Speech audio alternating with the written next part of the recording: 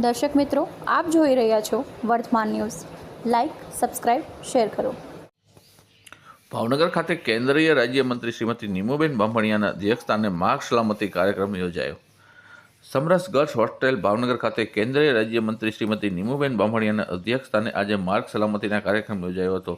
આ વેળાએ રાજ્યમંત્રી શ્રીમતી નીમુબેન બાંભણિયાએ માર્ગ સલામતી અંગે કઈ બાબતોનું ધ્યાન રાખવા જોઈએ અંગેની વિસ્તૃત જાણકારી આપી હતી. કાર્યક્રમમાં ધારાસભ્ય શ્રી સેજલબેન પંડ્યા, જિલ્લા પોલીસ અધિક્ષક શ્રી ડોક્ટર હર્ષદ પટેલ, સ્ટેન્ડિંગ કમિટીના ચેરમેન શ્રી રાજુભાઈ રાબડિયા, શ્રી કિશોરભાઈ ગુરમુખાણી, શ્રી મુકેશભાઈ ડાભી, શિક્ષણ સમિતિના સદસ્ય શ્રી પ્રેસભાઈ ચૌહાણ, સરકાર ઉચ્ચતર માધ્યમિક શાળાના આચાર્ય doctor Prakashbhai Rathod, RTO inspector Shri R S. Tank તથા પીઆઈ શ્રી કે.એસ. પટેલ, સમાજ કલ્યાણ અધિકારી શ્રી દીપકભાઈ તથા મીનાબેન રાઠોડ ઉપસ્થિત રહ્યા હતા.